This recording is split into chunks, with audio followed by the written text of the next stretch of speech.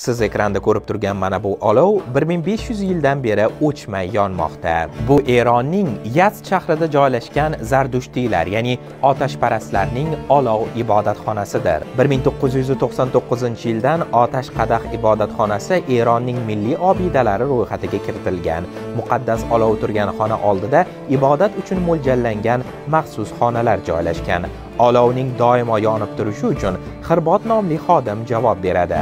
Qadimdan xirbotlar zardushtiylik marosimlarini o'tkazish va din arkonlarini oddiy xalqqa tushuntirish vazifasini o'tashgan.